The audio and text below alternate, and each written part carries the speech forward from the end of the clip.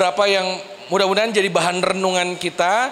Hanya saja ini biasanya dibedah di tingkat pengurus yayasan, bukan berarti Bapak dan Ibu guru itu tidak cocok misalkan membahas ini. Saya pikir cocok juga. Saya menyoal tentang ini Bapak Ibu sekalian. Menyoal tentang, tadinya gini, ini seandainya yang ada di hadapan saya adalah ini pengurus-pengurus yayasan semua ya. Ini ibu yang ini punya yayasan gitu pokoknya, sekolahnya banyak lah gitu ya. Jadi kalau ini adalah pengurus yayasan, mari Ustazah. Jadi nggak denger ini nih. Nggak apa-apa ya. Bapak Ibu, kalau ini tadinya adalah pengurus yayasan, saya pengen bilang begini. Bahwa kita percaya semua yayasan pendidikan yang ada di jaringan sekolah Islam terpadu adalah mitra pemerintah dalam rangka mencapai tujuan pendidikan nasional.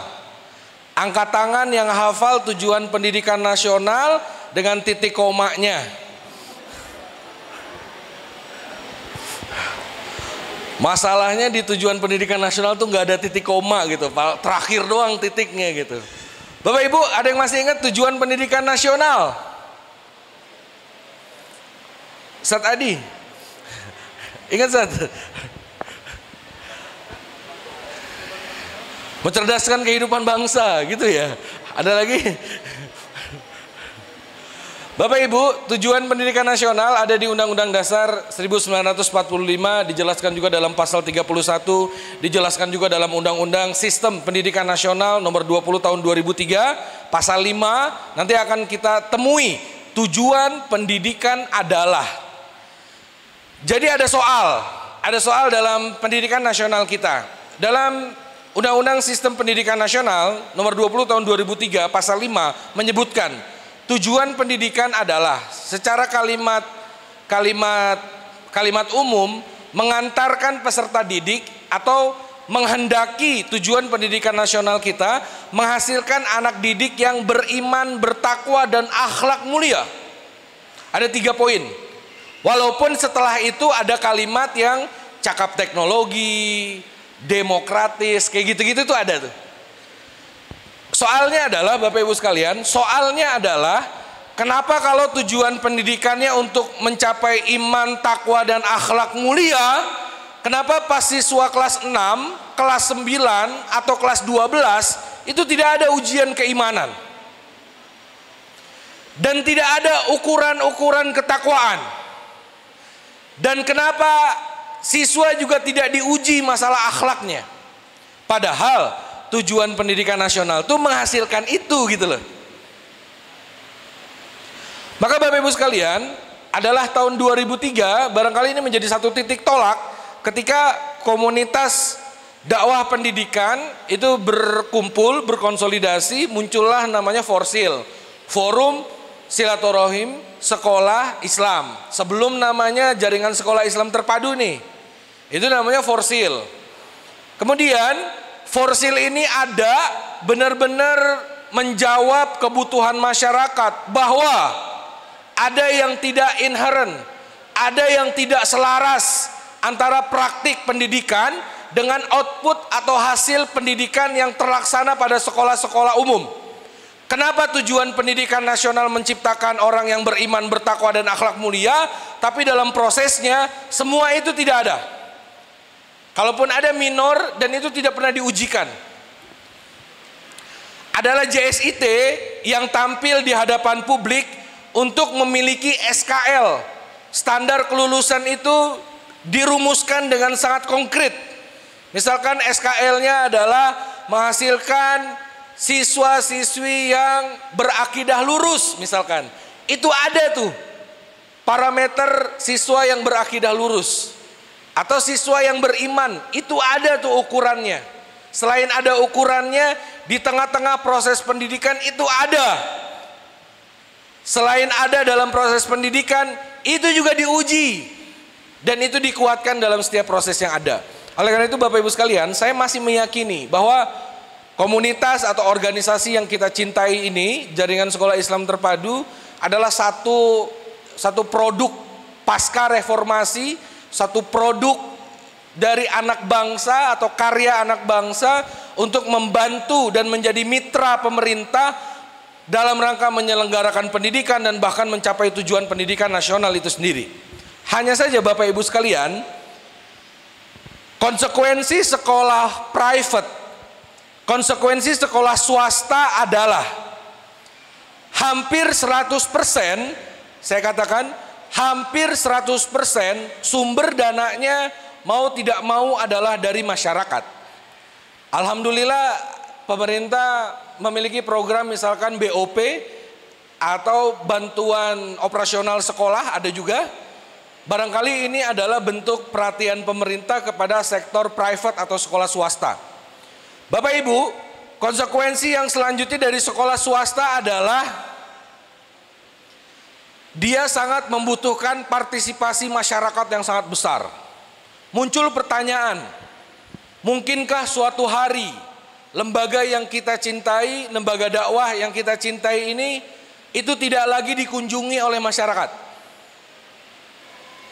Mungkinkah suatu hari lembaga yang sudah kita perjuangkan ini punya cita-cita ideologis yang sangat mengakar, bahkan sudah teruji secara klinis, alumni-alumninya berkiprah, alumni-alumninya adalah pembela Pancasila yang sejati, alumni-alumninya berkontribusi dalam rangka pembangunan negeri ini, suatu hari nanti tidak lagi dipilih oleh masyarakat. Ini kalau dari probabilitas atau teori peluang, kemungkinannya 50% ya. Bisa jadi sekolah itu akan masih ada, khalidina fiha abada, hanya kiamat saja yang memisahkan kita. Wow. Atau dimungkinkan Bapak Ibu, lembaga ini berarti sudah dianggap selesai cita-citanya dan masyarakat menitipkan cita-citanya ke lembaga yang lain. Izin bertanya, di Provinsi Jambi udah ada kejadian SIT yang sudah sampai pada cita-citanya? Ini sebenarnya bahasa halus dari ya udah SIT aja udah nggak ada gitu. Ada nggak Bu? Belum ada ya? Kapan kira-kira ada? Oh, jangan sampai ya. Semoga tidak Bapak Ibu sekalian, karena terus terang selain ini milik umat, datangnya dari umat, idenya dari umat, bahkan kita bagian dari umat bekerja di situ, kita berupaya di situ, kita punya harapan. Sebagaimana kita mengajar di lembaga ini, kita juga berharap anak kami juga mendapatkan pendidikan yang baik. Sebagaimana seluruh anak dari masyarakat dititipkan kepada kita, kita bina, kita juga menginginkan anak-anak kita juga terbina. Tapi Bapak Ibu sekalian dirahmati Allah Subhanahu wa taala, kita sedang berhadapan dengan suatu fakta atau suatu konsekuensi. Mana tahu qadarullahu wa masyafa'alah, pada suatu tahun yang kita tidak pernah tahu, mungkin pada akhirnya masyarakat harus menitipkan cita-cita mulianya kepada lembaga yang lain. Dan kita akan sangat harus siap menghadapi hari-hari itu. Dan bahkan kalau kita ingin bercita-cita berkontribusi lebih panjang lagi, Ustadz, cita-cita saya adalah cita-cita ini tercapai atau jiwa raga saya hancur dalam rangka memperjuangkan cita-cita ini. Wow, luar biasa. Artinya Bapak Ibu sekalian, bisa jadi hari itu akan tiba. Nah, maka tugas kita adalah berupaya yang terbaik, berupaya menghasilkan program yang terbaik, berupaya menjadi mitra keluarga yang terbaik. Mudah-mudahan umur kita panjang, kontribusinya panjang.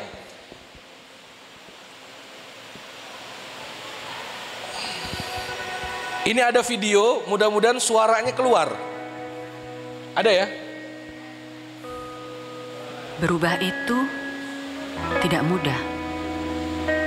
Mungkin buat yang belia, yang baru dan lincah, berubah itu mudah. Tapi buat kami yang berkeluarga besar, keluarga dengan 45.000 kerabat, mohon maaf ada berubah merah. itu tidak mudah. Ini studi kasus saja ya. Ada yang pernah berkata bahwa untuk mencapai tujuannya, sebuah perahu kecil akan berkelok-kelok lincah dengan mudahnya. Namun, ketika kemudi sebuah kapal raksasa diputar, belokannya baru akan terasa jauh di depan sana. Kami sadar betul, ada masanya kami seperti tuli dan buta akan zaman yang terus berubah. Bahwa kami lamban dan pelan melihat keluar jendela dunia yang bergerak begitu cepat. Tapi sebenarnya, kami sedang belajar mendengar dan belajar untuk berubah. Kami masih kawan sama yang selama ini kamu andalkan. Ketika kamu butuh rasa aman dan lekas tiba di tujuan. Tapi kami sadar sekarang bahwa seorang kawan bukan hanya berpegang pada kenangan-kenangan yang pernah ada, namun seorang kawan juga harus berjalan bersama, melaju di tengah hiruk-pikuk dunia. Beri kami kesempatan. Kami ingin bersama-sama ikut pertandingan. Kami sedang berbenah, karena kami mau berubah.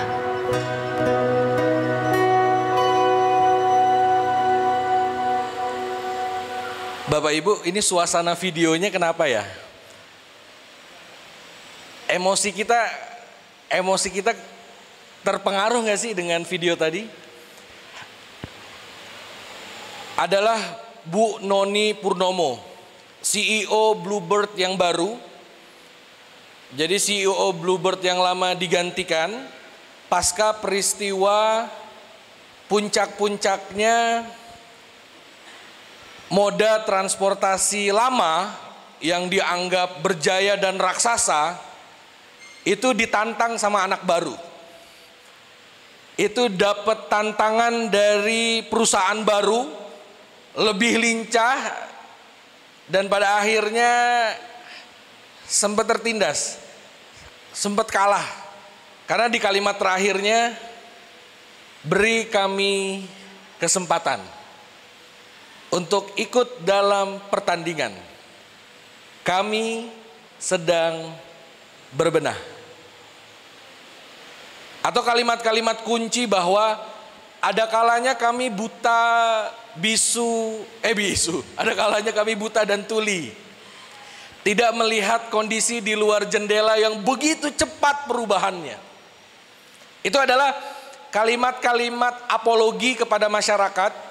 Ini adalah bahasa-bahasa yang menghipnotis agar para masyarakat dan customer itu terbawa suasananya. Oke, Bluebird adalah apa tadi kampanyenya? Kita adalah kawan lama, kita adalah kawan lama yang masih sama seperti dulu ketika kamu membutuhkan keamanan, gitu gak sih? Ketika kamu membutuhkan bantuan dan seterusnya. Bapak Ibu, sadar tidak sadar, meskipun di pendidikan itu bukan bisnis, meskipun sektor pendidikan itu adalah murni, itu adalah sektor pelayanan, kita tidak bisa menghindari bahwa di dalamnya juga ada transaksi. Yang mana transaksi ini juga terkait dengan beberapa faktor-faktor yang ada, khususnya adalah faktor kenapa masyarakat harus mempercayakan putra-putrinya ke sekolah A, B, C, dan seterusnya, atau kita semua keluarga besar JSIT. Terus terang, saya belum bisa mengukur keresahan apa yang sedang terjadi di JSIT Jambi. Tapi kami di Jakarta, itu suasananya sudah hampir-hampir seperti tadi. Karena pilihan-pilihannya semakin kompleks. Sekolah-sekolah atau masyarakat-masyarakat yang mau berkontribusi bagi bangsa ini semakin banyak. Kalau kami di Azhari Islamic School sejak 2004 itu komitmen untuk fokus kepada hafalan Al-Quran 30 juz, SD 18 juz, SMP 12 juz. Tahun 2008 hampir selesai sekolahnya karena siswanya tidak ada. Bahkan guru itu gajian sampai 3 kali, Bu. Keren ya? Ada yang mau gajian 3 kali? Maksudnya dicicil 3 kali. Jadi harusnya gajian tanggal 25 dalam suatu bulan, tanggal 1 dia gajian, nanti tanggal 10 dibayar lagi, Nanti tanggal 20 dibayar lagi. 3 kali gajian, alhamdulillah. 2008 titik balik hampir selesai, sekaligus jadi titik balik ketika masyarakat teredukasi tentang dakwah Quran dan menjadikan Al-Quran kurikulum awal bagi pendidikan keluarga muslim. Hampir tutup sekaligus jadi titik balik yang hari ini jadi pilihan masyarakat. Tapi kami sadar Bapak Ibu sekalian, dalam 1 tahun itu bisa beberapa kali sekolah itu studi banding ke sekolah kami. Setiap studi banding pasti itu data disedot gitu kan. Karena memang di copy paste secara langsung sangat-sangat tidak bermasalah.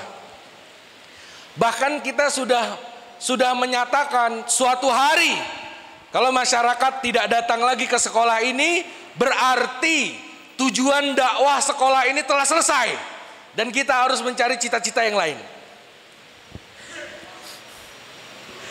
Dan ini artinya sudah berarti. Ya kan kalau masyarakat nggak datang, nggak daftar, mau ngapain? Siapa yang mau diajarin? Guru ngajar guru. Nah, jadi Bapak Ibu sekalian dirahmati Allah Subhanahu wa taala, saya pengen bilang pesannya begini. Hanya saja sekolah kita besar, hanya saja kepercayaan publik kepada kita besar, bukan berarti akan selama-lamanya masyarakat mempercayakan kepada kita. Bukan masyarakat tidak percaya lagi, tetapi Bapak Ibu sekalian, di luar sedang terjadi perubahan. Orang-orang tua juga mengalami perubahan. Anak-anak kita yang hari ini kita hadapi, yang siang tadi kita perbincangkan sebagai murid, beberapa waktu lagi dia akan jadi orang tua. Pertanyaannya adalah, hanya saja kemarin mereka sekolah di sini, apakah 15 tahun yang akan datang dia mengirim anaknya sekolah di sini? Bisa jadi karena kesuksesan mengajar dari bapak dan ibu guru yang hebat, anak kita ini udah jadi warga internasional, wawasannya semakin luas, sehingga ketika dia punya anak, pilihannya gimana? Bisa jadi pilihannya sudah semakin kompleks dari waktu zaman dia sekolah. Iya dong, sebagaimana kita pernah sekolah, sekarang punya anak, harapan kita akan nyekolahin anak di sekolah yang sama dengan kita nggak? Oh tentu tidak, Ferguson, iya nggak? Ya saya aja udah niat nggak bakal sekolah di sekolah yang saya sekolah, bener nggak? Zaman dulu kita sekolah gitu. Karena sekarang wawasan udah semakin luas, saya bisa melihat banyak betul pilihan-pilihan sekolah yang lain. Bahkan Bapak Ibu sekalian, mindset prestasi di otak saya sudah mulai bergeser, karena saya adalah angkatan di mana yang namanya sekolah harus ranking 1. Angkatan di mana yang semua mata pelajaran harus 100 semua. Terus terang Bapak Ibu sekalian, saya SD sampai SMA juara umum ranking 1 terus. Cita-cita saya sudah saya capai ketika saya kelas 3. Karena cita-cita saya jadi guru matematik. Ketika saya kelas 3 atau kelas 12, saya sudah mengajar di seluruh kelas menggantikan guru saya. Bahkan teman yang saya ajar sekarang, dia udah kemana-mana Bapak Ibu sekalian. Yang ranking 1 siapa, yang kemana-mana siapa gitu kan. Padahal saya punya kawan, sekarang dia ada di Bank Indonesia, dan saya ada di Jambi gitu ya. Dia ada di Bank Indonesia. Dulu waktu kami kelas 3, dia fanatik. Bapak ibunya posisi sosialnya bagus. Saya ada di kelas IPA 1, dia ada di IPA 2. Tiba-tiba dia bilang ke uminya, "Mi, saya mau sekelas sama si Hadi dong." Emang beda, saya nggak sebut nama ya. Beda kelas. Ibunya datang ke sekolah, minta agar anaknya sekelas sama saya. Yang terjadi apa? Saya jadi di IPA 2, dia di IPA 1. Jadi atas permohonan itu tetap aja jadi nggak sekelas gitu. Tapi dia minta hampir setiap sore saya ke rumahnya. Belajar bareng matematik, fisika, kimia, oke sikat. Saya lulus, dia lulus, saya ke UNJ meneruskan mimpi saya jadi guru. Dia ke Institut Perbankan ya. Orang IPB lulus harusnya pertanian Bogor gitu kan. Keluar-keluar jadi orang bank gitu. Banyak betul teman-teman yang dulu saya ajari, dia ada di mana, saya ada di mana. Di situ sudah mengubah mindset saya. Ternyata memang setiap anak itu harusnya unik. Dan dia nggak mesti bisa seluruhnya gitu. Saya sudah kehabisan masa remaja saya coba. Untuk mendapatkan nilai 100 pada mata pelajaran. Nilai sejarah saya 100, ekonomi saya 100, matematika saya 100. Mau masuk IPA oke, mau masuk IPS oke, gitu kan. Teman saya nilai matematikanya 56, hampir terancam ya. Terancam tidak lulus. Sekarang dia punya rumah duluan. Sekarang dia karena kenapa? Kalau kita lagi sekolah kita bikin catatan. Dia ngapain? Dia ngegambar. Ada teman kita ke sekolah bawa buku. Dia bawa apaan? Karburator motor. Tapi mereka sukses gitu pada jalurnya masing-masing. Saya teringat kisah lalu Muhammad Zohri. Seorang atlet pelari sprinter 100 meter yang mengagetkan dunia internasional, sampai-sampai atletik Amerika tiga-tiganya kalah. Sampai ada kisah di mana Zohri menang, nyari bendera merah putih hingga ketemu, gitu kan? Akhirnya minjem sama bendera negara Polandia, kebetulan sama, ya kan? Untung bukan bendera orang Belanda, birunya disobek dulu, ya enggak? Kasus nasional. Bapak Ibu, lalu Muhammad Zohri adalah seorang anak yang setiap pelajaran matematik dia akan izin ke UKS. Tiba-tiba mules. Adalah Bu Ida, guru olahraganya. Ada Bu Ida di sini. Nama dan tokoh hanya ini ya Bu, hanya kebetulan belaka ya Bu. Adalah Bu Ida gitu kan, yang menemukan bahwa si Zohri ini anaknya kinestetik banget. Dia didaftarkan perlombaan lari dari tingkat kecamatan dan seterusnya sampai hari ini. Pertanyaan saya adalah, apakah atlet internasional lalu Muhammad Zohri masih butuh matematika? Apakah dia masih butuh pelajaran kesenian dan ketangkasan? Saya yakin dia hanya butuh bahasa Inggris hari ini untuk memudahkan komunikasi dia. Akhirnya Bapak Ibu yang dirahmati Allah Subhanahu wa taala, sehingga saya yakin sebagaimana saya mengalami kejadian-kejadian pendidikan, anak-anak kita yang hari ini generasi Pi yang tadi kita omongin, dia juga akan mengalami berbagai gejala-gejala pendidikan yang akan turut mempengaruhi ketika dia jadi orang tua, anaknya dikirim kemana. Apakah lantas dia punya ikatan emosional? Dulu bapak lulusan dari sekolah ini nih, kamu sekolah di sini lagi ya, begitu nggak? Saya yakin tidak 100%-nya begitu. Karena dia udah main kemana, dia udah diskusi dengan siapa, sampai kemudian nanti pilihan semakin random. Pilihan akan semakin banyak. Nah oleh karena itu Bapak Ibu sekalian, barangkali pesan pentingnya adalah seperti yang Bu Noni Purnomo tadi sampaikan. Ada kalanya kami buta dan tuli melihat perubahan di luar jendela. Maka Bapak Ibu sekalian dirahmati Allah Subhanahu wa taala, ketika para guru memotivasi siswa untuk rajin belajar, sudah saatnya para guru memiliki jiwa pembelajar yang lebih kuat juga. Kira-kira demikian. Saya nemu video ini, Bapak Ibu sekalian. What would shopping look like if you could walk into a store, grab what you want, and just go? What if we could weave the most advanced machine learning, computer vision, and AI into the very fabric of a store so you never have to wait in line? No lines, no checkouts, no registers.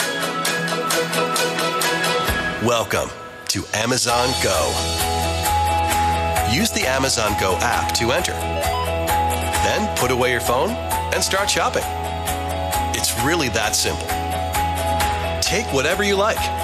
Anything you pick up is automatically added to your virtual cart. If you change your mind about that cupcake, just put it back. Our technology will update your virtual cart automatically. So, how does it work?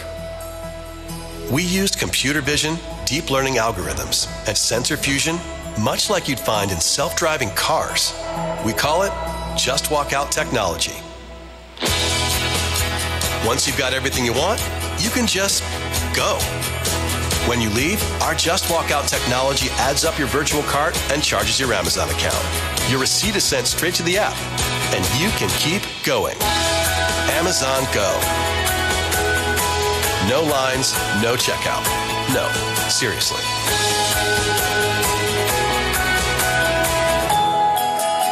No lines, no checkout, no seriously. Ini kan sebenarnya bangsa yang manja ya. Bangsa yang malas antri gitu ya. Tapi memang kita akan begitu Bapak Ibu sekalian. Seperti yang tadi tuh. Ketika teknologi sudah cenderung matang, maka orang akan berpikir tentang bagaimana teknologi untuk kehidupan manusia. Makanya setelah 4.0 kita akan berhadapan dengan 5.0. Ide 5.0 adalah teknologi sebesar-besarnya dimanfaatkan untuk kehidupan umat manusia. Jadi beberapa tahun yang akan datang kita akan dikagetkan dengan banyak, bukan hanya banyak tapi cepat. Bukan hanya banyak tapi perubahannya sangat cepat. Video yang dibikin oleh salah satu perusahaan terbesar di dunia, punyanya Jeff Bezos, itu dia sudah berimajinasi tentang artificial intelligence dalam bisnisnya, dan itu sudah terjadi dan udah berjalan.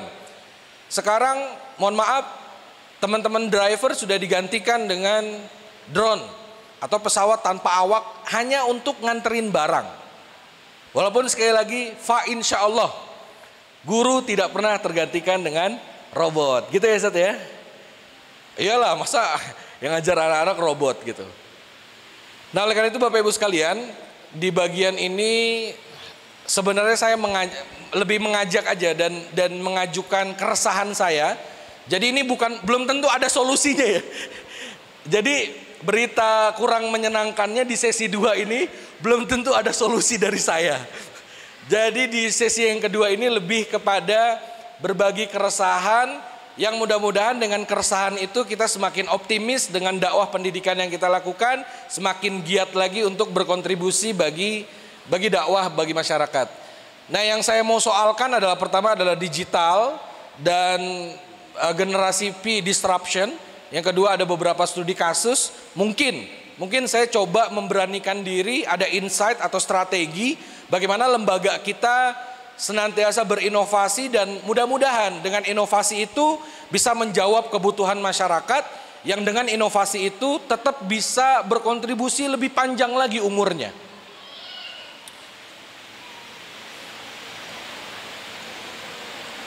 Ini ada pernyataan menarik dibuat oleh salah satu pakar telemarketing Indonesia, namanya Yuswo Hadi. Dia bilang begini Bapak Ibu sekalian, kenapa generasi milenial atau kenapa generasi P itu menjadi tanda kutip pembunuh berdarah dingin. Ada buku yang cukup menarik. Saya menyarankan Bapak Ibu beli buku ini, bisa dibeli dengan online. Cari buku judulnya Millennials Kill Everything. Tulisan dari Yuswo Hadi. Millennials Kill Everything. Ada sekitar 50 produk, jasa, dan kebiasaan yang disinyalir tidak akan kita temukan lagi beberapa tahun yang akan datang. Artinya, dalam dunia bisnis, kalau perusahaan ini tidak berinovasi, kalau perusahaan ini merasa aman dan nyaman, dia siap-siap akan bangkrut, pailit, alias tutup. Jadi bahasa kasarnya kalau di dunia bisnis itu begitu. Tapi tentu Bapak Ibu sekalian, sebagai pendidik kita tidak sopan dan kita tidak punya adab kalau sekolah ini juga kita takutkan dia akan tutup sebagaimana bisnis. Tidak ya, kita tidak pernah memandang sekolah ini seperti bisnis. Tapi dari gejala-gejalanya, kalau misalkan bisnis butuh kedatangan masyarakat, sebagaimana sekolah juga butuh kedatangan masyarakat, jangan-jangan ada satu titik temu. Soalnya itu aja sebenarnya. Dia mengatakan, karena otak mereka itu begitu intens terekspos teknologi dan media digital, sehingga terjadi yang namanya brain plasticity, menjadikan preferensi mereka berubah secara ekstrim dan sama sekali berbeda dengan generasi sebelumnya, Masya Allah.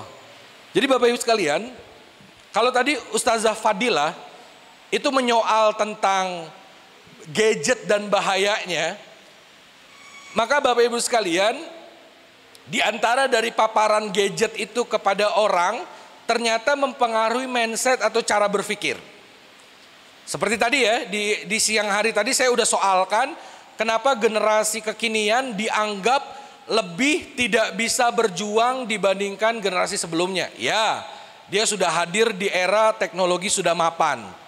Nah ternyata Bapak Ibu sekalian, ada beberapa hal lagi yang akan mempengaruhi cara berpikir orang yang nanti sifatnya adalah punya pilihan-pilihan yang berbeda dengan generasi yang sebelumnya. Contoh, Bapak Ibu, antara saya dengan orang tua saya atau kita dengan orang tua kita itu pasti banyak pilihan-pilihan yang berbeda deh. Bagi yang sudah menikah, dalam proses pernikahannya pasti punya pandangan pernikahan yang berbeda dengan bapak dan ibunya. Dalam urusan dapur misalkan, karena salah satu yang disinyalir tidak akan lagi ada di rumah adalah dapur. Tapi ini khususnya sih di dunia barat ya. Kalau kita kan dapur nih masih ada. Karena Bapak Ibu sekalian, hasil statistik di barat itu benar-benar tingkatnya sangat tinggi banget orang yang mesen makanan lewat online. Sehingga sudah mulai orang-orang yang dagang properti, mereka bangun rumah tanpa dapur. Kenapa? Karena nggak bakal dipakai. Saya nggak tahu sampai di Indonesia akan begitu juga nggak sih? Saya nggak tahu apakah di kota-kota besar akan orang tuh sampai kayak begitu gitu. Ini kan menyelesaikan suatu permasalahan kalau ada akhwat yang ditanya bisa masak atau enggak ya. Karena sekarang saya nyari yang yang putih, yang sabar dan pinter masak, ya enggak? Nikahlah dengan magicom gitu kan. Artinya Bapak Ibu sekalian, ini jadi kondisi yang menarik bagi beberapa akhwat-akhwat muda. Hanya saja saya tidak bisa masak, bukan berarti saya tidak bisa mendatangkan makanan yang enak. Kalau Bu Ida enggak gitu ya Bu, zaman kita mau masak ya Bu ya. Ini zaman anak-anak harap maklum ya Bu, ini yang di belakang-belakang Ibu nih. Ini ahlul GoFood semua Bu. Atau anak-anak kita juga kayak gitu Bu. Khususnya anak saya juga udah kayak begitu gitu. Jadi kalau di rumah dia udah ngerti, Bi, duit banyak tuh di ATM, gampang kita ambil aja, main ambil aja. Jadi dia ngelihat kita ke ATM, ada ambil uang itu mindsetnya, duit ada di ATM gitu. Jadi kalau mau minta mainan, nunggu gajian lah, duit ada di ATM, ambil aja gitu. Ya duit siapa, kan gitu. Nah perlihatan-perlihatan kayak gitu tuh mempengaruhi. Nah, dengan tingkat intensitas masyarakat itu bergaul dengan internet sebanyak 8 jam 52 menit per hari, itu sudah sangat cukup untuk seseorang itu jadi punya pandangan-pandangan baru. Sekali lagi Bapak Ibu sekalian, saya menganggap internet ini netral, gadget itu netral. Dan kalau tadi ada kalimat saya bahwa sangat mungkin seseorang itu punya pandangan-pandangan baru, saya pengen katakan tidak semua pandangan barunya itu buruk. Kadang sekarang malah jadi lebih, bagi saya ya, beberapa kondisi jadi lebih praktis. Contoh, ada jasa layanan pindah kontrakan. Atau ada jasa layanan pindah rumah online. Ada yang pernah order? Kalau kata bapak saya, di zaman dulu mah pindah rumah pokoknya tulang pegel aja, tulang belakang. Kalau sekarang Bapak Ibu sekalian, kita mesen di internet, ada orang yang bawa mobil, barangnya diangkutin, diantar ke rumah kontrakan baru atau di rumah yang baru. Biayanya sangat lebih murah dibandingkan kita ngangkat-ngangkat sendiri dan lebih cepat gitu. Artinya Bapak Ibu sekalian, perubahan mindset ke arah yang baru tuh terkadang jadi semakin taktis dan semakin memudahkan.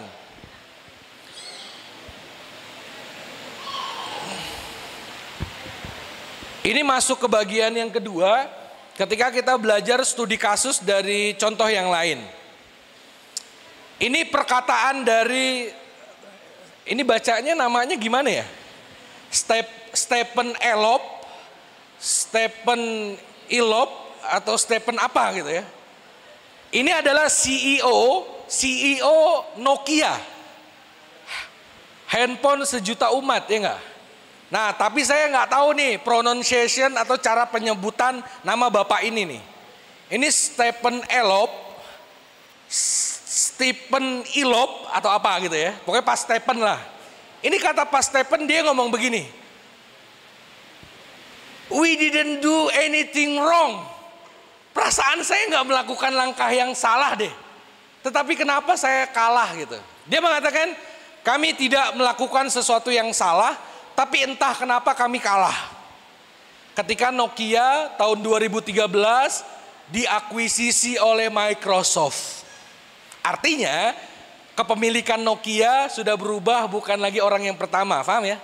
Nokianya tetap ada tapi sudah ganti kepemilikan. Nokia tidak terkubur selama-lamanya, tapi dia sudah tidak sedikjaya zaman dulu. Masih punya kenangan dengan handphone Nokia? Masih ya? Wah keren, zaman dulunya punya handphone. Saya sih enggak. Jadi saya enggak ngerti kenangan itu ya. Sampai ada, ya Allah ini melo banget ya kan.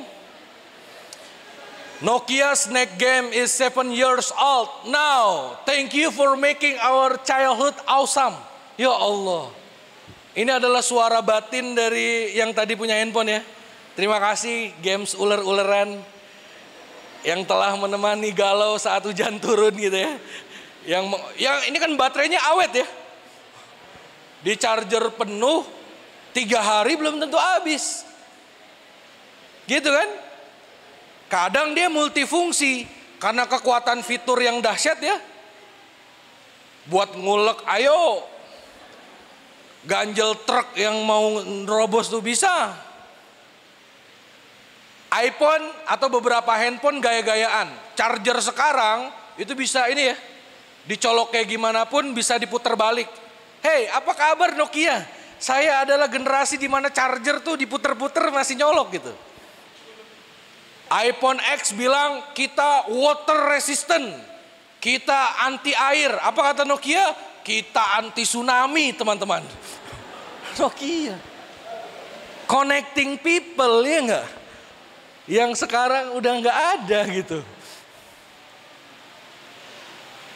Bapak Ibu sekalian, 2013 yang lalu ketika Stephen Elop itu nangis, dia mengatakan we didn't do anything wrong, but somehow we lost. Dia nangis tuh, pegawai-pegawai itu juga nangis berpelukan, sebagaimana pegawai Matahari tutup atau Ramayana, Giant dan seterusnya. Tapi Bapak Ibu sekalian, tahun itu juga di Singapura mengadakan risetnya sangat menarik. Kenapa Nokia bangkrut selesai? Dan cara risetnya ini nyebelin banget. Manajer dan pegawai-pegawai Nokia adalah jadi data primer. Dia diwawancara. Hasilnya 3 ini. Pertama adalah budaya kerja yang mencekam. Jadi ini selidik punya selidik, yang punya Nokia ini galak banget. Semua direktur dan manajernya takut. Dengan ketakutan itu akhirnya terjadi budaya ABS, asal bos seneng. Jadi ada di suatu bulan itu target penjualan tidak tercapai, itu nggak dilaporin ke bosnya. Gimana penjualan hari ini? Aman bos, gitu aja udah. Dia nggak berani jujur karena kalau dibilang penjualan turun itu caci makinya minta ampun, galaknya, jadi orang jadi takut. Jadi budaya kerja yang mencekam Bapak Ibu sekalian ini mengerikan. Dan saya yakin ini tidak terjadi di dunia pendidikan, harusnya, ya nggak sih? Yang kedua adalah kayaknya ini jadi nasihat kita bersama deh. Mereka gagal berinovasi. Makanya tadi CEO-nya mengatakan we didn't do anything wrong. Luar biasa. Dia masih Dia masih menyangka dia tidak melakukan kesalahan loh, coba. Mungkin dia tidak melakukan kebijakan ekstrim, tapi tidak memilih investasi untuk inovasi, itu udah kesalahan dalam industri bisnis gitu. Makanya bisa-bisanya si Stephen nih ya, dia mengatakan we didn't do anything wrong. Saya kayaknya nggak melakukan hal salah deh. Padahal ditemukan Bapak Ibu sekalian, organisasinya jenuh. Organisasinya udah capek banget. Nggak ada kesempatan studi banding.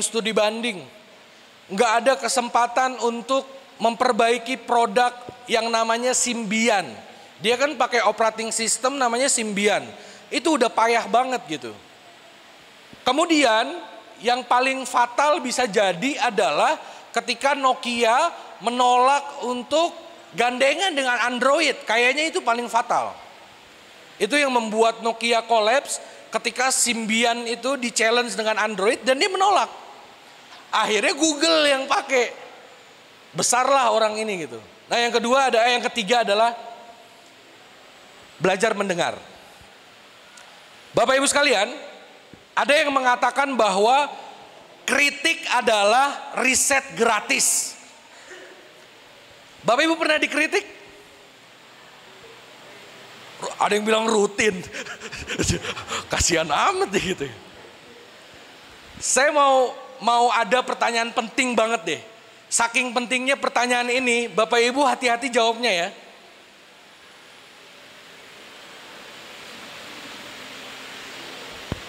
Bapak Ibu setuju nggak? Guru dikritik orang tua. Bapak Ibu setuju nggak? Orang tua tuh cerewet dan rewel kepada guru tentang cara, metode, pandangan guru dalam mendidik anaknya. Sekali lagi, pertanyaan ini penting, saking pentingnya, tolong pikirin dulu jawabannya. Karena biasanya jawaban pertama itu yang paling jujur dan nggak bisa direvisi gitu. Oh nggak, sebenarnya saya nggak bisa. Yang pertama itu udah yang paling absolut gitu, yang ada di alam bawah sadar gitu. Makanya saya ulangi nih, saking pentingnya pertanyaan ini, coba deh pikirin dulu jawaban yang kira-kira kayaknya ini deh yang paling mewakili. Pertanyaan saya adalah, wajar atau tidak, setuju atau tidak, resah atau tidak, ada janggal atau tidak kalau orang tua itu mengkritik guru? Wajar atau tidak, resah atau tidak, ada yang janggal atau tidak kalau orang tua itu intervensi cara guru mendidik dan memilih metode belajar? Malah nggak ada yang jawab. Tadi udah ada yang nyeletuk tuh. Ustazah silakan. Ustaz ada mic nggak Ustaz? Ini boleh juga nih, bisa berbagi nih.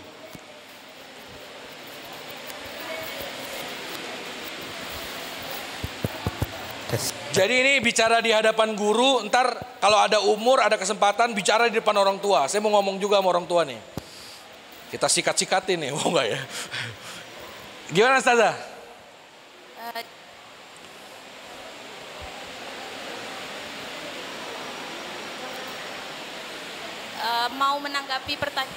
Mau menanggapi pertanyaan dari Ustadz? Ya. Kalau kami sebenarnya setuju jika mendapatkan kritikan dari orang tua, karena kadang kala ada guru itu butuh juga pendapat-pendapat dari luar. Akan tetapi apabila orang tua terlalu memaksakan kehendak dan membanding-bandingkan masanya dulu belajar dengan masanya sekarang. Sedangkan kita sebagai seorang guru, kita punya metode, kita punya strategi, kita buat sebuah proyek untuk anak, tetapi orang tuanya protes, itu kan juga tidak boleh. Tetapi jika kritik tersebut masih sebuah kritik yang membangun, itu masih setuju.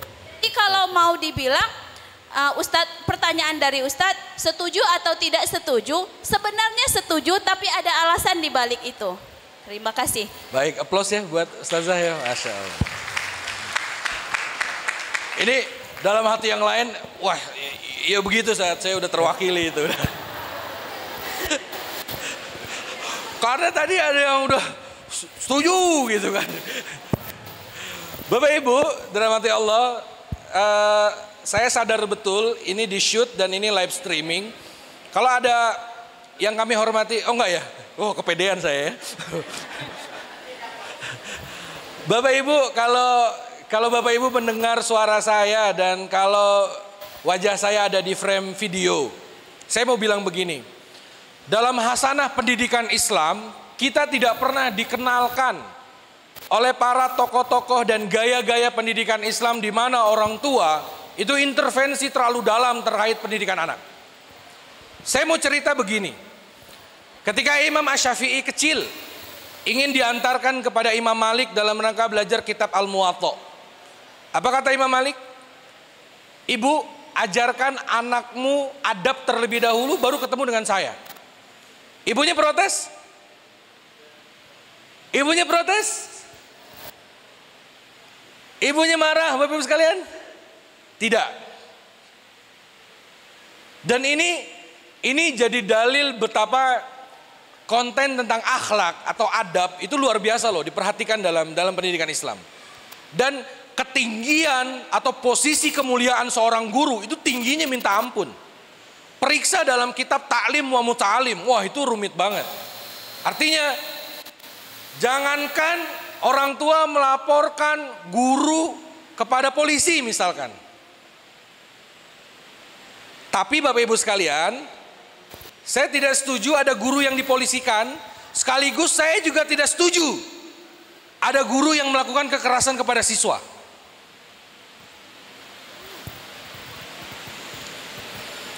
Oleh karena itu Bapak Ibu sekalian, sebenarnya dalam hasanah pendidikan Islam kita tidak pernah dididik guru itu diprotes tuh nggak ada. Guru dikritik tuh tidak ada. Guru tuh otoritatif, suatu keilmuan di mana sebelum menjadi guru dia sudah melakukan proses pendidikan. Indonesia itu terlalu terlambat memandang guru itu sebagai suatu profesi. Padahal definisi profesi itu penting banget. Profesi adalah serangkaian pekerjaan yang kalau seseorang ingin melakukan pekerjaan itu, dia harus ada pendidikan dulu. Tapi undang-undang guru dan dosen itu baru ada belakangan gitu. Jadi guru dianggap profesi itu belakangan. Apa bedanya guru dengan ojek payung? Saya masih kecil pernah ojek payung. Lagi hujan kita bawa payung. Ada bapak-bapak atau ibu yang lagi kehujanan di halte, Bu, sewa payung Bu, itu maksudnya ojek payung. Pertanyaan saya, ojek payung itu pekerjaan atau profesi? Pekerjaan atau profesi? Pekerjaan, karena tidak perlu kuliah dulu untuk menjadi seorang ojek payung. Dan tidak ada prodi per ojek payungan gitu. Ini adalah prodi yang hujannya agak besar. Ini adalah prodi yang hujannya bareng batu. Nggak ada, tampil kita langsung. Pokoknya asal sehat, badan nggak sakit, berangkat. Pekerjaan, bukan profesi. Maka ayah bunda yang dirahmati Allah Subhanahu Wa Taala, tadi Ustazah sudah mewakili bahwa ada masukan sifatnya diskusi, benar adanya. Karena undang-undang memayungi itu, fungsi komite memang untuk itu. Tapi sampai kalau misalkan ini di ruang-ruang RPP atau di ruang-ruang gaya belajar dan mengajar serta pilihan-pilihannya, kayaknya ini udah offside ayah dan bunda. Kalau memang sekolah ini bukan sekolah yang pas untuk mencapai visi misi keluarga ayah dan bunda, kami doakan ayah dan bunda menemukan visi misi yang sesuai di sekolah yang lain. Selesai. Makanya besok kalau ada orang tua nih datang, ini lagi PPDB kan ya? Ini ada orang Nurul Ilmi di sini? Ada ya? Ini kalau ada PPDB, ada orang tua datang ke sini. Ada yang bisa kami bantu Bapak Ibu? Saya mau mendaftarkan anak saya ini, ajarkan dulu anak dan Bapak Ibu adab, baru daftar lagi ke sini. Ada yang berani begitu? Dipecat yayasan. Apaan? Orang daftar disuruh pulang dulu gitu. Nah, oleh karena itu Bapak Ibu sekalian dirahmati Allah Subhanahu Wa Taala, oke kok, kita setuju kok, kita hanya saja kita guru, hanya saja kita pemilik otoritatif keilmuan, kita manusia juga kok. Dan kita adalah makhluk yang beradab, dan kita adalah insan akademik yang di dalam pergaulan akademik itu biasa aja perdebatan, itu biasa aja diskusi gitu.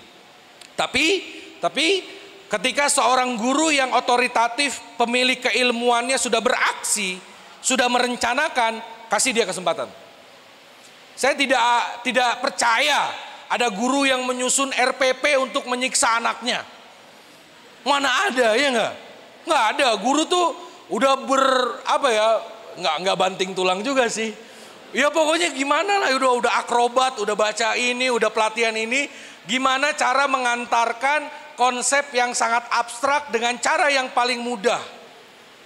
Ada guru matematik di sini? Kan ada pelatihan ya, pelatihan mengajar sebagaimana Mario Teguh berbicara. Mohon maaf Pak Mario Teguh, pernah ini ngajar dimensi ruang ke anak 12 ya kan? Ya kan nggak gitu juga ya, nggak serta-merta gaya bicara kita seluas Pak Mario Teguh, kemudian 100% siswa kelas 12 dengan serta-merta mengerti dimensi ruang. Enggak, saya aja dapat C waktu kuliah. Orang spasial saya jelek. Masalah bangun ruang itu membutuhkan imajinasi tentang tata ruang. Saya kalau ke tempat yang baru harus 2 atau 3 kali jalan baru apal tempatnya. Dan C itu tidak aib Bapak Ibu sekalian. Dan itu tidak dihukum fikih sebagai suatu dosa. Saya tetap lulus dengan IP terbaik walaupun itu nilainya C, selesai perkara. Karena pada faktanya saya tidak menguasai materi yang itu. Makanya saya tidak mengajar lagi anak kelas 12 karena ada bangun ruang. Ya tapi di mata kuliah yang lain saya dapat 100 dan itu biasa aja gitu. Hampir nggak ada teman mahasiswa yang dia dewa banget tuh, semua mata pelajaran A semua gitu. Ada sih jadi dosen habis itu. Paling 1, 2 seangkatan gitu. Nah Bapak Ibu sekalian, kita siap kok belajar mendengar. Ayah dan bunda silahkan. Kita siap berdiskusi ya. Ayo kita nggak anti kritik gitu. Kita siap menerima apapun. Termasuk beras 1 karung setiap bulannya, ayo. Tiket umroh pulang pergi siap. Plus ke Turki, ayo. Kita terima semua. Sabar kita mah. Ya kan ya Bapak Ibu sekalian ya. Siap. Apa sih yang nggak siap guru kan? Ini juga suatu fitur BlackBerry Messenger. Wah ada yang nggak ngalamin zaman ini. Sudah setua apa saya? Karena ada beberapa ustaz yang saya nggak tahu, nggak relate set gitu. Udahlah cepet aja lah. Ini juga ada orang yang tidak relate dengan Kodak, ya nggak? Yang isinya waktu itu 36. Bener gak sih? 1 roll film itu kan 36 kali jepret ya. Belum lagi ada yang kebakar. Sekarang luar biasa loh. Antum tahu nggak? Data yang dikeluarkan dalam riset Samsung dalam tahun 2020 ada berapa foto yang dibuat oleh manusia sejagat dunia ini? 1,9 miliar. 1,9 miliar foto yang pernah diproduksi oleh umat manusia terbanyak dalam sejarah saat ini. Kita nggak tahu di masa-masa yang akan datang. Teman-teman sekalian, Kodak ini sudah digilas oleh smartphone.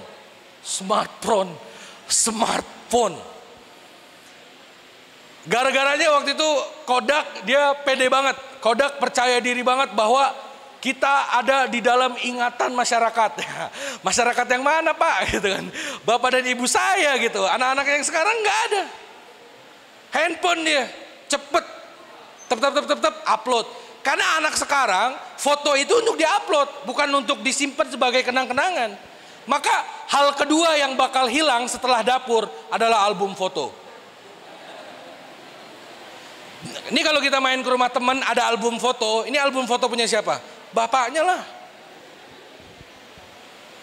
Emang ada usia kita masih punya album foto? Di Instagram dong, ya enggak? Ada di Instagram, ada di memori internal handphone ya yang kemudian penuh setiap harinya. Oleh karena itu Bapak-Ibu sekalian, barangkali ini yang bisa saya usulkan, Saya nggak terlalu percaya diri ini jadi solusi banget. Tapi saya ya harus bertanggung jawab lah, namanya diminta bicara ya. Kira-kira tanggung jawab saya begini Bapak Ibu sekalian. Yang pertama, barangkali ini jadi insight dan masukan, tapi insight ini sudah dilakukan oleh semua pihak. Yang pertama adalah digital presence atau kehadiran kita di dunia digital. Tadi saya lihat, saya mohon maaf belum ngelihat sekolah yang lain. Saya tahu di sini ada 50 sekolah ya. 50 sekolah bukan nih sejambi.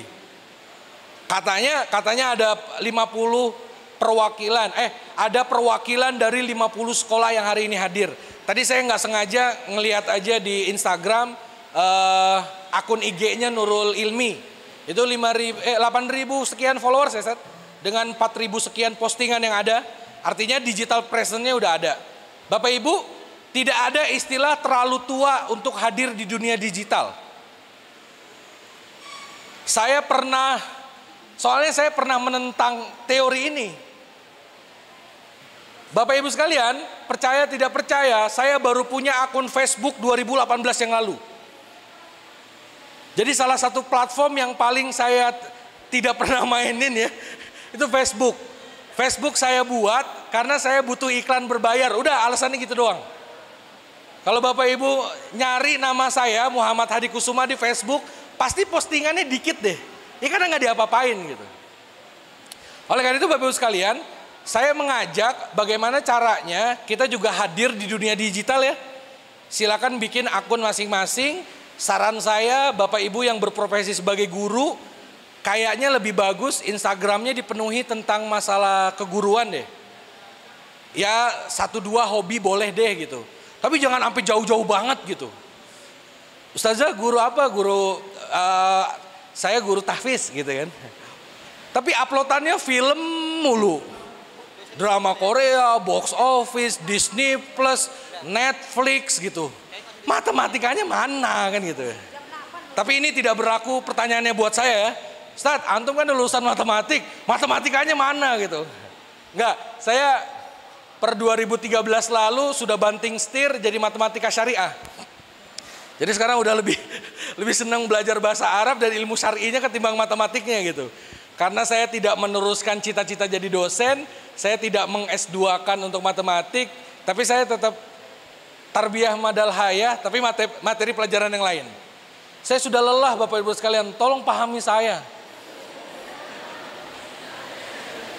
Seumur jatah hidup saya memenangkan seluruh pertandingan matematik di kelas-kelas yang ada.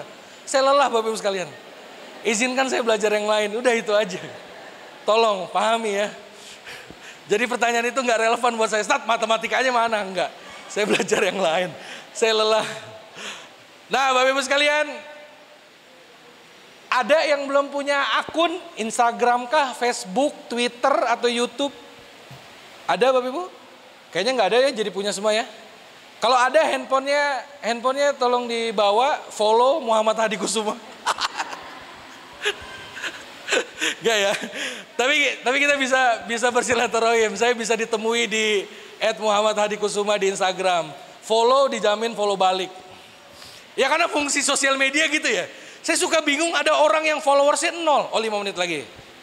Makasih Ustaz. Ini orang followersnya 0, dia ngeliatin apaan gitu. Kan gelap. Feednya kan gelap ya. Masa sih dia ngeliat feed sendiri sih? Habis bikin posting gitu. Enggak kan, timeline-nya jadi gelap ya gak sih? Cuman ada highlight gitu kan. Followersnya berjuta-juta, ininya 0. Ini Bapak ngapain sih Pak gitu kan. Enggak. Menurut saya sosial media tuh kadang kan mendekatkan yang jauh ya. Walaupun bisa menjauhkan yang dekat juga. Yang kedua Bapak Ibu sekalian, kita sedang berhadapan dengan orang tua yang sangat demokratis. Terkadang milih sekolah itu anaknya ditanya. Tapi orang tua zaman sekarang juga dia tidak punya banyak waktu untuk banyak mengajarkan anak. Saya pikir ini jadi peluang bagi kita Bapak Ibu sekalian.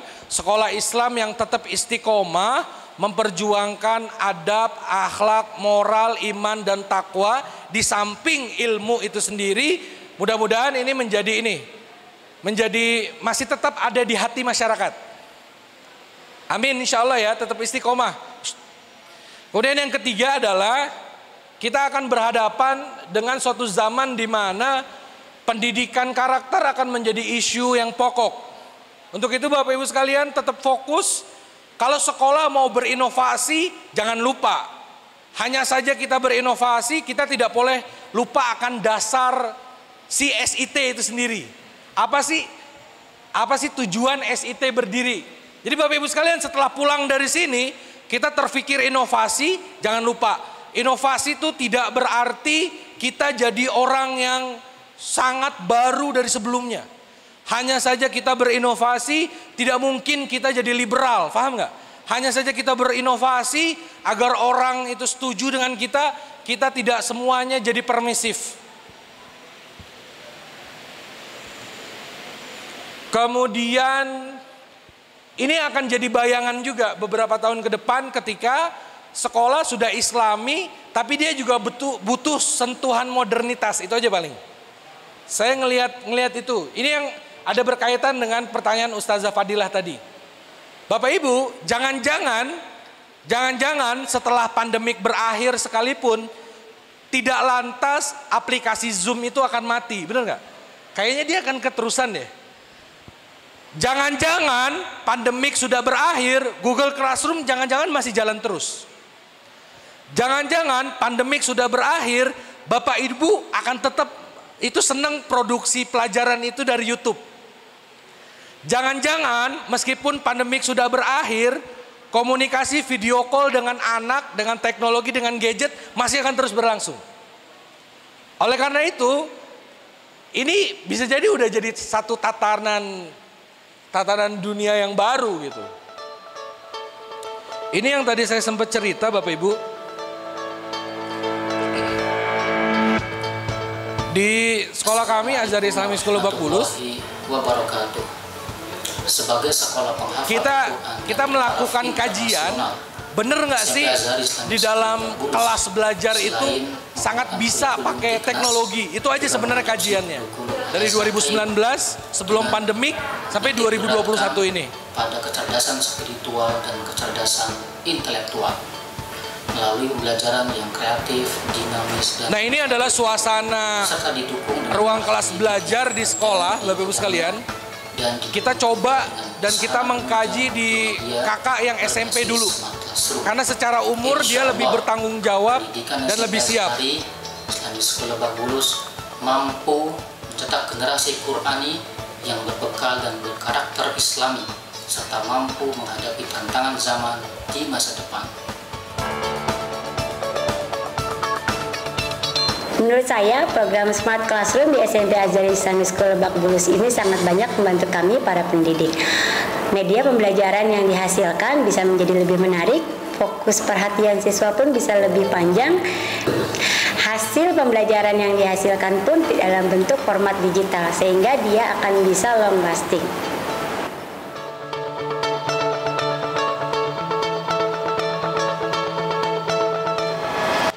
Menurut pengalaman saya, belajar menggunakan iPad jauh lebih praktis dan menyenangkan.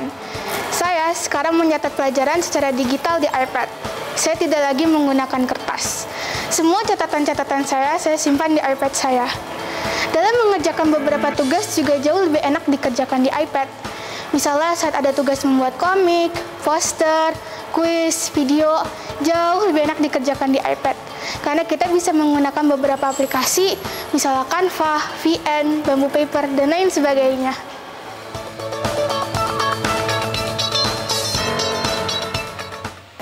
MDM merupakan program Mobile Device Management. Ini yang tadi saya ceritakan. Yang mengatur kebocoran dalam teknologi kita coba atasi dengan Mobile Device Management yang isinya teknologi lagi. Siswa terfokus. Ini screen guru bisa memantau screen siswa. Direncanakan oleh para guru. Program ini juga bisa menjawab kekhawatiran orang tua akan takutnya para peserta didik berkelana tanpa alat tujuan, belajar siswa yang bisa dikunci dari guru. Mobile Device Management ini bisa mengarahkan siswa tetap pada on track yang sudah diatur oleh para guru. Assalamualaikum warahmatullahi wabarakatuh. Nama saya Muhammad Reza Hakim. Menurut saya Smart Classroom ini Sampai itu aja ya, karena waktu saya udah mau habis. Saya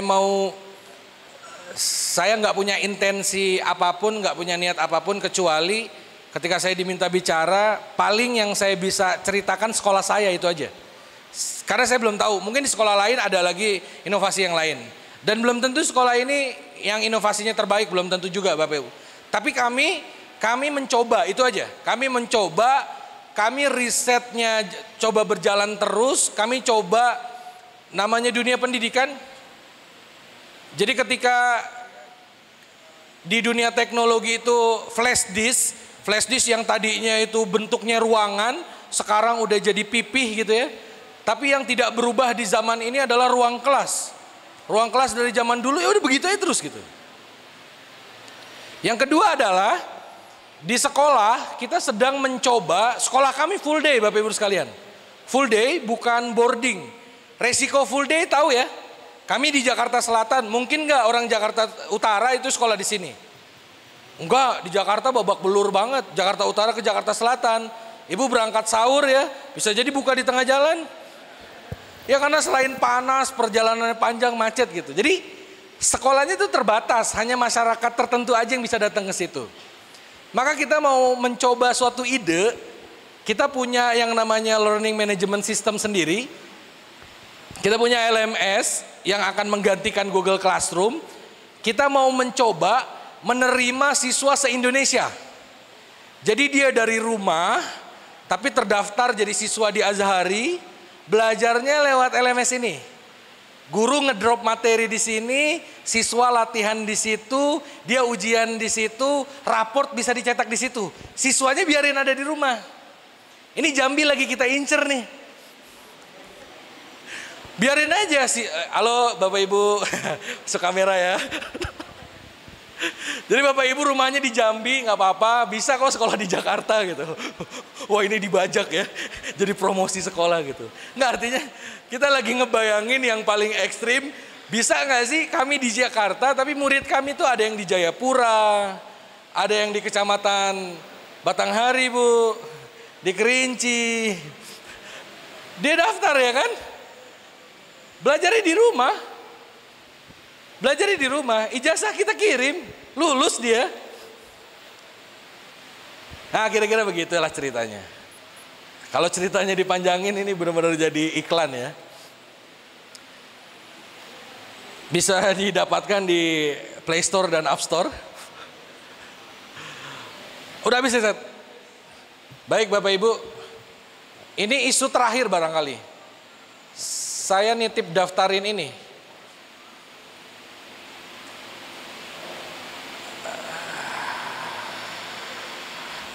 Saya paling nitip daftarin ini buat yang terakhir.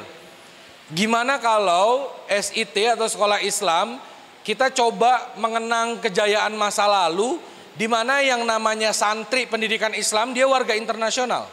Di abad pertengahan dalam literatur yang saya baca, bahasa yang digunakan pada abad pertengahan adalah bahasa Arab. Orang Eropa baru dianggap keren ketika dia bisa bahasa Arab. Karena memang referensi pada waktu itu bahasa Arab. Jadi yang sedang kita coba lagi setelah tadi masalah teknologi, kita mencoba mungkin nggak ya kita sukses kampanye kepada masyarakat bahwa yang namanya warga Muslim kita nih ini warga internasional gitu. Karena bagi orang yang di London kita ini orang luar negeri, bener nggak? Dan kita ini orang asing, bener nggak? Dan dia kalau ke Jambi kan ke luar negeri ya nggak? Sebagaimana kita ke London tuh asing juga. Maka yang sedang kita coba daftarkan, bagaimana kalau kita sama-sama mewujudkan Islam rahmatan lil alamin dan siap hadir di lingkungan global. Di 2021 ini kami ini sekolah namanya Sekolah Imam Khatib yang ada di Istanbul, di mana dulu Erdogan, di mana Erdogan dulu lulusan situ. Kami ke sini karena sudah ada 3 siswa SMP kami yang SMA-nya di sini. Sehingga kita penasaran, tidak cukup kita bekerja sama dengan Al-Azhar Kairo Mesir, sekarang kita melebarkan kerjasama ke Istanbul. Dan sudah membuat mindset ke anak-anak di SD dan SMP bahwa kita ini warga global. Kamu boleh kok nggak daftar ke SMP sini, ke SMP manapun, diperkuat dari segi bahasa, dan kita pengen anak-anak ini yang akan berkontribusi dakwah di Eropa atau di tempat yang lain. Maka saat-saat ini sekolah sudah bisa memberangkatkan anak SMA yang berminat, orang tuanya juga berminat untuk ke sana. Karena MOU-nya sudah selesai. Itu aja deh. Bapak Ibu sekalian, mohon maaf lahir batin atas segala kekurangan. Saya tahu mungkin tadi ada yang berlebihan, ada yang kurang pas. Sekali lagi saya mohon maaf atas berbagai hal yang tidak tepat. Kepada Allah saya mohon ampun, kepada Bapak Ibu saya mohon maaf. Mudah-mudahan Allah ampunkan saya dan mudah-mudahan Bapak Ibu maafkan saya. Alhaqu mir rabbik falatakunanna minal mumtarin walafu minkum. Wassalamualaikum warahmatullahi wabarakatuh. Waalaikumsalam warahmatullahi wabarakatuh.